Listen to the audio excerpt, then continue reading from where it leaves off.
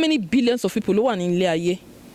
How many of us non pè ní star all over the world? I pay 1 million. All over the world. We have up to 1 million stars that are known all over the world, globally celebrated from all the races. I pay 1 million ni. Take pay superstars. Take pay Bonshemo Ara, Tomo Beyonce, Tomo Tiwa Savage, Tomo Davido, Tomo Wizkid, Tomo Naira Marley, Tomo. How many? Kewa each country. How many of us? Shall I pay 1 million? Nínú billions. Ẹ wá sọ mo pé ẹni ìyà sí mímọ́ ẹni ìyà sọ́tọ̀ ní gbogbo wa ni. We are all prophets. Apart from the spiritual angle, artists don't know how to manage finances. We don't know how to manage our money. That's why you must have good financial advisors. You must invest when you have now. It's been the problem of artists, not just in Nigeria, it's all over. Creative people. Laolawa po. Ojú àánú wa dẹ̀ pọ̀. Èrò máa ń pọ̀. So I'm afraid satisfy everybody, but that is where your downfall starts. You can't satisfy everybody. Because ẹlòmíì òun fún wọn wá máa sọ pé kí ló ṣe ni. There was one day mo ti gbé phone mi. Mo fẹ́ message èèyàn méjì tí mo mọ̀ ní àwọn alágbára country pé kán bá mi tọ́jú ọmọ mi. Pé education, my son is an American citizen. Education, everything, kàn jọ pé ó ti sú mi. Because at that time, mo ti ṣe gbogbo nǹkan, I did everything right, it just wasn't working. I was just frustrated. Tí bá dé bí wọ́n ti gbà yẹn ní gbogbo nǹkan tí man yẹn ṣe. Ó frustrate me o, I can say it. N tó tún pa mí lẹ́kùn ní àwọn èèyàn tí mo tún lè bá tẹ́ pé wọ́n ti ń tó sí mo tún ìsọkúsọ tó tún bá mi sọ, let's go to Paris, let's go to Dubai, let's go kìnnìkan. Mo sọ fọ́lọ́ mo ní sẹ́ mi ò ní ṣe. Mo sọ fọ́lọ́ mo ní mi ò ní ṣe sẹ́, I won't sell my body. I won't pé tí bá ríyàn tó love me o, tó fẹ́ mi, yes. But ń pé torí owó tó fún mi ni màá fi wá bẹ́ẹ̀. Mo léèyàn kan mi ní dárúkọ ẹ̀. Mo lọ èèyàn wa náà ní gbogbo èèyàn mọ̀. Ó bá mi sọ àwọn ọ̀rọ̀ kan. Ó fi hàn pé òun fún mi advice ńgbà yẹn ni.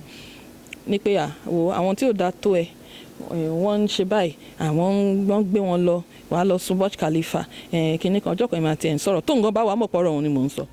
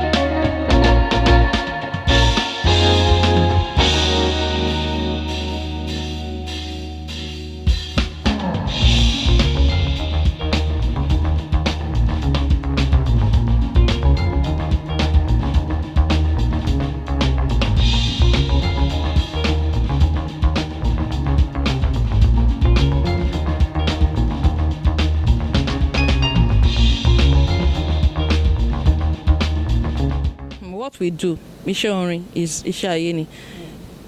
You know, music is highly spiritual. A ní ọ̀run tiwa, and it has the angels that controls it. And if you are not careful, béèyàn ṣe lọ sókè yẹn, béèyàn ṣe máa wá sílẹ̀. I experienced it. There were times that I was even homeless. Sí mi nílé tí mò ń gbé. Tẹ́kẹ́ mo lọ hang sọ́dọ̀ àwọn èèyàn òde mọ̀. They didn't know what I was passing through. Tẹ́ pé mi lè san school fees ọmọ mi ò lè jẹun. Àfi tí èèyàn ti bá gba oúnjẹ lọ́wọ́ èèyàn. There were times I went through that in the last years. But people, mi ò lè san rent ilé. My landlord threw me out. I sold my cars. Because I knew there was a time you had a lot of cars. You have a G-Wagon, Hummer Jeep. I sold everything. I went through that phase. ìyẹn bẹ́ẹ̀.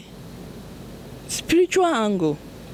One thing that I am blessed with is the discipline sexually. Yes. Most artists don't have it. Gbogbo, especially àtọkùnrin àtobìnrin o, gbogbo obìnrin tó bá ti rí bí bá láṣepọ̀ ni, àwọn obìnrin yẹn náà wọ́n mọ̀ lóòótọ́. Wọ́n sọ the Shoprite. Wọ́n sọ the Shoprite, ọjà gbogbo ayé. When obìnrin tó bá lóyún, ẹjọ́ ṣó máa ń jà. No, kò gbọ́dọ̀, àgbẹ̀dọ̀. Tó bá rí jà kí ló máa ṣe? Ó yẹ kó dodge instantly, diplomatically. Ó máa sá ni, kò ní jà torí pé tó bá jà oyún inú ẹ̀ lè ṣẹ́ dànù kó pa òun gan dànù. When you know what you carry inside of you, you avoid a lot of things. But most of my colleagues don't know this. Especially àwọn ọkùnrin yẹn. Ìgbà yẹn làwọn oríṣiríṣi obìnrin máa wá tí ò yé wọn. Wọ́n máa ń target wọn ni àwọn obìnrin mi pé I don't want money, they'll just sleep with me, àánú ẹ̀ ṣe mí. Tèmi ṣọlọ́run. Náà obìnrin yẹn náà wọ́n á ra lé fún wọn, wọ́n á gbé mọ́tò fún wọn, wọ́n á ṣe kinní kan, ó mà ṣe o. A lot is going on. So ògo fẹ́ bọ́ nìyẹn, ògo fẹ́ bọ́ sọnù sínú omi. Ògo fẹ́ fly away ni o. Fẹ́ já sínú gọ́tà. Bẹ́ẹ̀ni. You understand? So you have to be extremely careful. Because tó bá dé stage kan, èèyàn wá wò ó pé báwo ni ọ̀rọ̀ yìí ṣe rí báyìí. So nígbà tó ń dùn tó ń dán yẹn gbogbo yẹn ló fẹ́ báyọ̀ ṣe owó epo lèèyàn maráyé bá ní láwọn ń bẹ́yàn látẹ̀jẹ̀. So once you have your clinical advisor and make sure you have a spiritual advisor that will guide you. Nílùú òyìnbó wọ́n ní gbogbo àwọn táwọn wò yẹn wọ́n láwọn tó ń pray fún wọn wọ́n the different beliefs because in Nigeria we are restricted to 2 major religions. So tí bá sọ̀rọ̀ jù wọ́n á sọ pé kí ló tún sọ. So I want to be extremely careful. But àwọn èèyàn ti ń go into our cultural beliefs, Ifá and all of those things. And say àwọn èèyàn ti ń go fún ẹni tó bá pay, fún ẹni tó bá yẹ pé ohun tá a kọ́ mọ́ ni. Ẹlòmíì Pentecostal ẹ̀ tó ń lọ yẹn náà lọ́lọ́run ti máa ṣe gbogbo nǹkan tó yẹ pé angel ẹ̀ ibẹ̀ ló wà. Ẹlòmíì tó bá ti dé sẹ́lẹ̀ kò tí ì rí gbàlà. Ẹlòmíì tó bá ti dé kérúbù. But ibi kéèyàn bá lọ kéèyàn mọ̀ pé ìmọ́lẹ̀ wà ń bẹ. Ọlọ́run gangan ni olórí ìjọ yẹn kì í ṣe ènìyàn. Ẹlẹ́ran ara. Because ẹlẹ́ran ara la pé David gan tó ń gbóhùn Ọlọ́run lóòrèkóòrè òun gan ṣe kí ni. You understand? So àwọn tó súnmọ́ Ọlọ́run jù ló máa ń rí ìdánwò jù. Ṣé àdánwò náà ń pè jù? Àwọn ló máa ń rí jù. Ipò tá a dúró lé lórí as stars. Èèyàn kan ló wà ń bẹ̀ tẹ́lẹ̀ ó ṣubú ni. Which is the Lucifer. So anybody tọ́lọ́run bá wá fún ní ẹ̀bùn yẹn target la jẹ́. Because we are on that exalted platform. How many billions of people ló wà ní ilé ayé? How many of us náà ń pè ní star all over the world? A pé 1 million. All over the world. We have up to 1 million stars that are known all over the world, globally celebrated from all the races. A pé 1 million ni. Tẹ́ pé superstars. Tẹ́ pé bọ́n ṣe mọ Ara, tọ́ mọ Beyonce, tọ́ mọ Tiwa Savage, tọ́ mọ Davido, tọ́ mọ Wizkid, tọ́ mọ Naira Marley, tọ́ mọ how many? Kẹwàá wo each country. How many of us? Ṣá pé 1 million nínú billions. Ẹ wá sọ mọ̀ pé ẹni ìyà sí mímọ́ ẹni ìyà sọ́tọ̀ ní gbogbo wa ni. We are all prophets. Kì í ṣe gbogbo wòlíì ló máa gun pulpit. Kì í ṣe gbogbo pastor ló máa gun pulpit. Ọlọ́run fi rán wa ní different ways ni. So we have to be very careful. Ká má fàyọ̀ fọ́. I learned my own experience. That's why I can talk about it today. But not many people were that lucky. Not many people were that lucky. Can you share some of those low moments with us? And how was it like? I mean, moments that you nearly gave up. Moment that you ask yourself that why was I even born to this earth? Moment that you ask yourself that what happened? I mean, you that control million, because I remember when you left Atunda, there are a lot of other openings. I mean, at the time in your garage, we have a G-Wagon, we have a Hummer with the insignia Ara and everything. You have almost 4 or 5 cars at the time, and things were okay. You were traveling. I think that was then. You did your 40th birthday around that time too. So, at those lowest moments, can you share those low moments with us, and what came to your mind, and how do you escape them? Apart from the spiritual angle, artists don't know how to manage finances. We don't know how to manage our money. That's why you must have good financial advisors. You must invest when you have now. It's been the problem of artists, not just in Nigeria, it's all over. Creative people. Lawa po. Ojú àánú wa dẹ̀ pọ̀. Èrò máa ń pọ̀. So I'm afraid to satisfy everybody, but that is where your downfall starts. You can't satisfy everybody. Because ẹlòmíì òun fún wọn wá máa sọ pé kí ló ṣe ni. So when you have that money, you must invest. So I didn't invest as at when due. Coupled with the spiritual aspect, bad advice. I didn't listen to good advice, which is what happens really, mainly, until you now learn. And if God gives you a second comeback, then you now learn. And that's why I can talk now. At those low moments of my life, no, ma sukun bai, ma sukun. I attempted suicide. There was one day, mo ti gbé phone mi. Mo fẹ́ message èèyàn méjì tí mo mọ̀ ní àwọn alágbára country pé kán bá mi tọ́jú ọmọ mi. Pé education, my son is an American citizen. Education, everything, kán jọ pé ó ti sú mi. Because at that time, mo ti ṣe gbogbo nǹkan, I did everything right, it just wasn't working. I was just frustrated. Tí bá dé bí wọ́n ti gbà yẹn ní gbogbo nǹkan tí man yẹn ṣe. Ó frustrate me, I can say it. Is that Tunda man? Yes. No, it frustrated me. I was depressed. Mo lè dé kí ma smile, but inside, but I don't deserve this. Why is this happening? I gave my all. Gbogbo nǹkan ní ṣe lọ́dọ̀ wọn ni mo ṣe. Ẹ̀ṣẹ̀ mi ní pé mo kúrò. Wọ́n dẹ̀ lè expect pé kí n jókòó síbẹ̀ gbà tí ohun tí mo fẹ́ tó yẹ kán ṣe according to our contract tí wọ́n ṣe. Kọ́dẹ̀ ilẹ̀ tó máa fẹ́ ọkọ ní ìjọ 40. Àwọn làwọn dẹ̀ tó máa wá ọkọ fún yín. Bẹ́ẹ̀ni pé mi ò ní lọ́kọ until age 40. At 33 gan tí mo lóyún tí mo pé mo lóyún wọ́n ti mọ̀ pé mo lóyún. Wọ́n dẹ̀ mi mọ̀ bí àwọn ní I don't know, but there was an attack. Lóru ọ̀gànjọ́. Ru ọ̀gànjọ́ ọjọ́ yẹn gangan. In fact wọ́n rán Mr. Wale mu wá sílé kó wá gbé mi lọ hospital kan lọ confirm pé ṣé mo lóyún. Pé tí n bá lóyún yẹn pé àwọn máa ṣe. But my ex now said tán bá fọwọ́ kan oyún yẹn pé tó bá yẹ pé lóòótọ́ ni mo lóyún o, because at that time I didn't even know.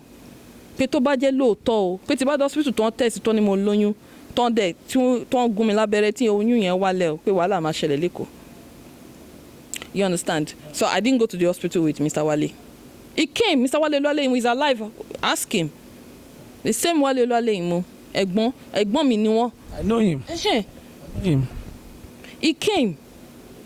And I said, me, buying lost hospital, say, ẹ̀gbọ́n mi ò lọ. But when he also left the place, he fell inside the gutter and then he lost his leg. I know. Inside the gutter, they shot him. Yeah, the armed robber shot him, yes. In the leg. Yes, when he resigned. Yes. Our friend Mr. Paul Dale, armed robber attacked him too, collected his phone, and it was in my presence, armed robber attacked Paul Ukpabio too. A lot of things. A lot of people have a lot of stories to tell. I know. Mr. Paul Ukpabio nearly died. A lot of people. So, I went that day. Mo phone me. Pé kí n send message here. Sáwọn èèyàn méjì yẹn tí mo mọ̀ pé there are top people in government pé ẹ jọ̀ọ́ sà, ẹ jọ̀ọ́ mà, ẹ bá mi tọ́jú ọmọ mi. Nǹkan bye, ó ti sú mi. I want to go and rest. Mo kàn mú phone mi. Àṣẹ mi ìtìlẹ̀kùn yàrá mi. Mo ti gbé nǹkan tí mo máa mú. Yes. I wanted to overdose. Mo ti gbé mo wá mú torí mi ò kúrò ní yàrá mi. Bá wà nínú ilé 247 mi ní kúrò ní yàrá mi. I was depressed. Mi tiẹ̀ wo TV mi ò tán TV mi because I had a TV in my room. Kò sí ohun tí mi ò ṣe tán, nothing was working. So mo ti gbàwẹ̀ mo fẹ́ kú. Mo pray mo lọ sórí òkè mo fẹ́ kú. You know? So mo ṣe mú phone bẹ́ẹ̀ kí n text wọn. Mo kàn rí message kan pé èèyàn kan ní pé mo ní meeting kan for ìrọ̀lẹ́ ọjọ́ yẹn and it was a business meeting. Ènìyàn sọ fún mi pé it's looking good o, please make sure you come. Nǹkan tó fún mi ní hope nìyẹn. Then just then mo wá ń sunkún, my son walked in. This same son that they want to remove his pregnancy when he was in a fetus. Yes, my son walked in. My son helped me. say, "Mommy, why are you crying?" Immediately, by mo kọ̀ wọ́n pé ẹ wá ná, kí ni mo fẹ́ ṣe ná? Àfi bẹ́ẹ̀ pé ìdìmú mi ni. No, that day I would have done it. Àfi bẹ́ẹ̀ pé ìdìmú mi lọ́jọ́ yẹn ni. My son's like, "Why are you crying? Mommy, why are you crying?" Àfi bẹ́ẹ̀ pé ìdìmú mi ni. Mo pé what? Ọlọ́run ṣàánú mi o, Ọlọ́run ṣàánú mi o, Ọlọ́run má jẹ́ kí irun kan báyìí tún ṣẹlẹ̀ sí mi mọ́. Àmín Jésù Kristi. Gbogbo ẹni tó ń gbọ́ mi àti gbogbo ẹni tó ń wò mí rí ò ní ṣẹlẹ̀ sí. Àmín Jésù Kristi. Mo dẹ̀ múra mi lọ́jọ́ yẹn, and that day I told myself, I said, bí náà ń jó, bóòrùn ràn, bójò ń rọ̀, come what may, as long as God lives, ojú ò ní tì mí. Mo wá rántí àwọn nǹkan kan tí mo ti ṣe tẹ́ pé mi ò mọ ẹ̀dá kankan, fine, wọ́n mọ ara, and God opened doors for me. Ẹ̀mí yẹn á bẹ̀rẹ̀ sí rán mi létí àwọn àṣeyọrí tí mo ti ṣe ń pé don't give up, don't give up. Ẹ̀mí yẹn ti dúró tì mí tẹ́lẹ̀ ń pé mú jàre, kò sí nǹkan kan wo, tó bá tiẹ̀ lọ bẹ́tà wo, wọ́n á tọ́jú ọmọ ìyanu ọmọ yẹn máa ṣe wọ́n á tọ́jú ẹ̀. Ẹ̀mí yẹn ti ń sọ fún mi pé má worry, kankan ò ní ṣe, wọ́n á tọ́jú ẹ̀ ṣọmọ yìí ṣọlá àwọn méjì yẹn pé ó tiẹ̀ kọ́kọ́ lọ yẹn náà wọ́n á tiẹ̀ kọ́kọ́ wò ó ọmọ yẹn gan náà dùn gan pé Ọlọ́run á kàn remember ẹ̀. So mo dúpẹ́ fọlọ́run. Thank you, Lord Jesus, that you didn't take that very horrible, sordid decision to take in your own life. We would have been so embarrassed. Someone like us, a lot of your lovers around the world would have been so disappointed, and they would never know what happened, the kind of spirit that came over you. Yes, and then the thing is, alára mámọ̀yà ni mi, even when I was going through all of this in Simon, so tí bá sọ fún yàn pé mi ò ní £100 no account, I was getting calls, people, because I help a lot. So one of the things that touched me was that èmi tí mi fẹ́ kí ìyà jẹyàn, èmi tẹ́ pé mi gbọ́dọ̀ réyàn kí nǹkan ṣe, màá ti fún tí bá ní 1,000 mo lè kó £800 fún yàn. I know you for that, yes. Pé ó ṣe wá jẹ́ mi, ọmọ ẹlẹ́ran mi ṣe wá ń jẹgùn Ọlọ́run. Mo rántí oyè àwọn èèyàn tí mo ti sanwó lé wọn, tí mo ti san school fees wọn. Mo rántí oyè àwọn èèyàn tí pé mo ti san hospital bill wọn. I remember mo wá ń sunkún pé you have forgotten me. Pé why have you forgotten me? Mo wá ń sunkún lọ́jọ́ yẹn. Mo rántí so many people. Ẹlòmíì gan àti send message sí mi pé mo rí òun níbi báyìí, mo fún un lówó báyìí, òun lọ set up kíní báyìí, ọmọ tó ń bí ń gbà yẹn, èmi mo fún lórúkọ. Mi rántí. Mama ni I can't remember you. And I just want to thank you. And I don't remember you. But bí ẹkún bá ṣe kí ni títí. Bí ó ní àárọ̀ ó ní bí ẹkún bá lọ ayọ̀ ń bọ̀ lóòrọ̀, tẹ́gùn bá lọ títí lálẹ́ ayọ̀ ń bọ̀ lóòrọ̀. There's always a smile after the tunnel, a morning. Light. There's always a ray. Light. And it's darkest when it's about to brighten up. That's when it gets so dark. And it was from that moment ni nǹkan bẹ̀rẹ̀ sí ṣe, bẹ̀rẹ̀ sí rọ́nà, you know. So got your victory break from that moment. That very moment I got my victory break. Right there and then. I pray for everybody tó ń wò mí. At that moment tó rò pé ó fẹ́ gba ẹ̀mí ara ẹ̀, àbí pé ó ti tán. At that moment báyìí Ọlọ́run á gbéràn lọ́wọ́ dìde, aláàánú dìde tó rò àbí tẹ́ èrò torí àwọn àgbàlagbà náà ń gbọ́ mi, tẹ́ èrò Ọlọ́run á gbé olùrànlọ́wọ́ aláàánú, Ọlọ́run á gbé dìde fún yín. It's a terrible place to be. Terrible experience to experience. Experience to have. It's not the best. And then alára mámọ̀yà ni mi tí n bá sọ fún mi pé kò sí wọ́n yín mú sí mi ní ẹlòmíì gan tún pè mí pé ó kàn fẹ́ gbọ́ tẹnu mi ni.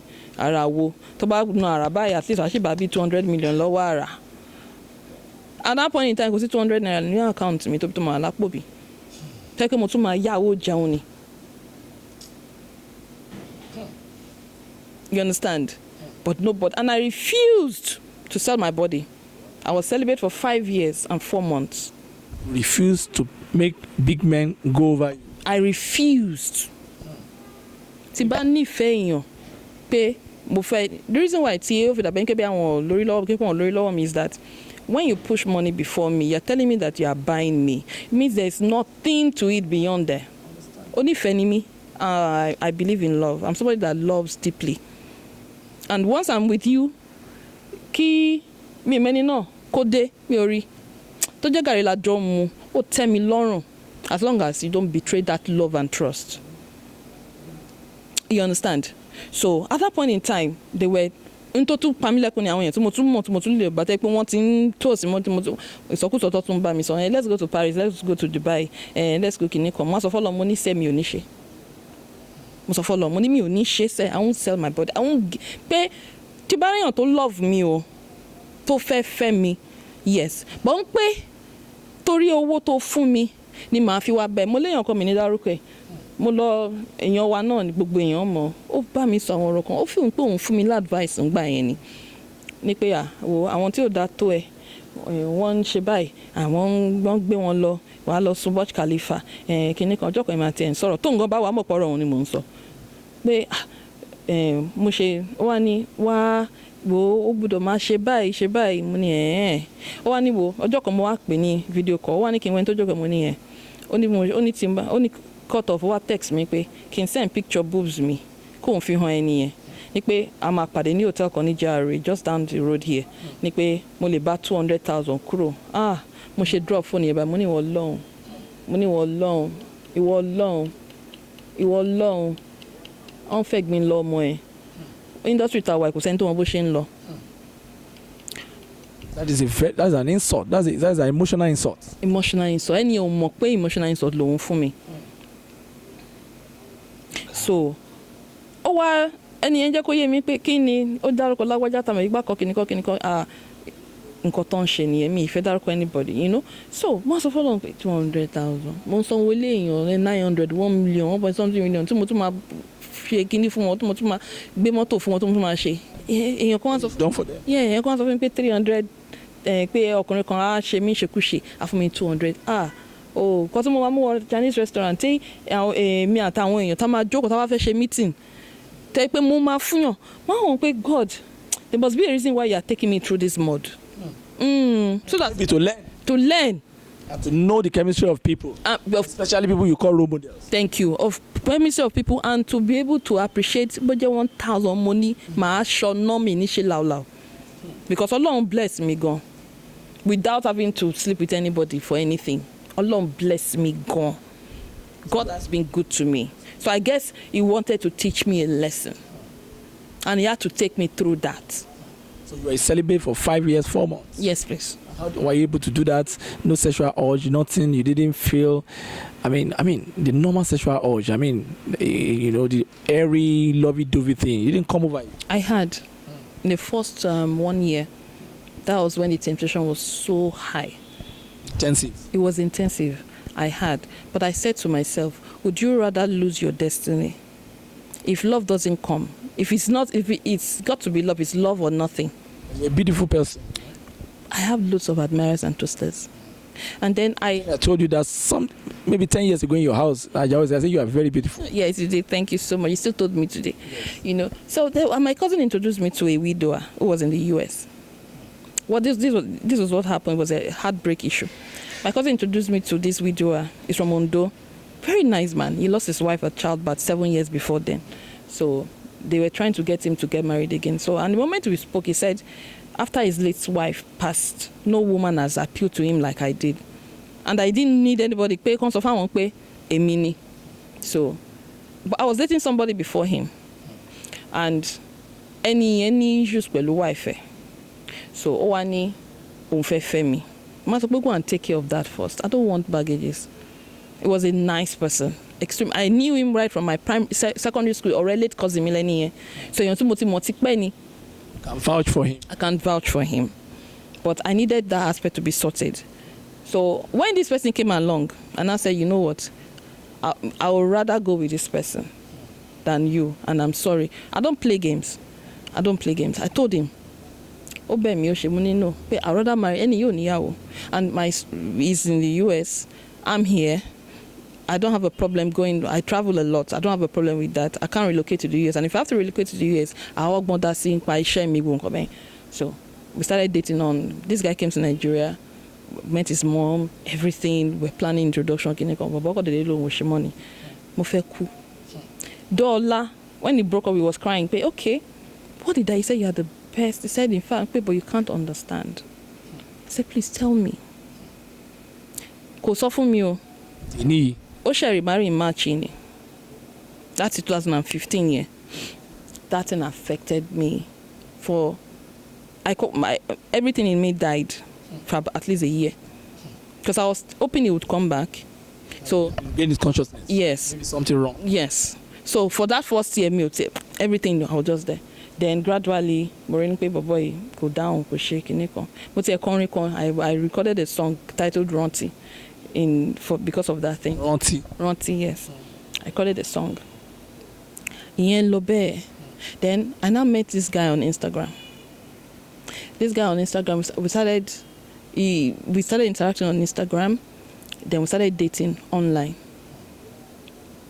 He was a divorcee with a son. We were so close.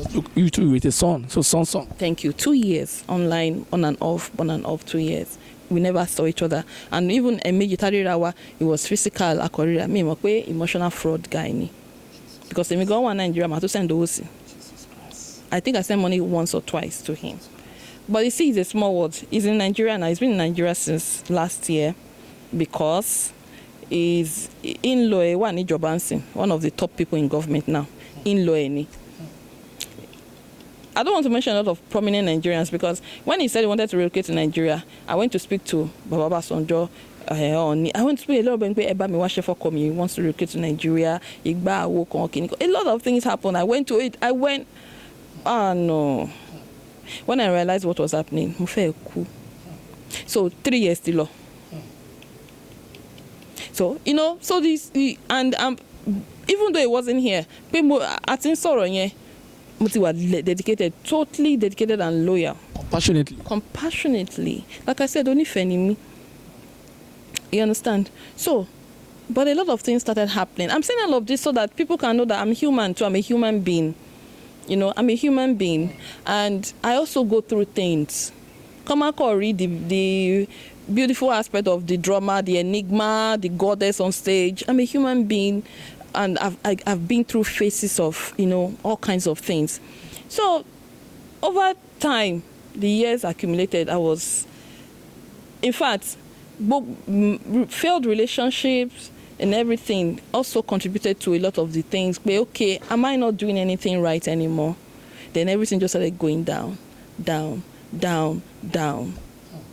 Everything just, until God took control.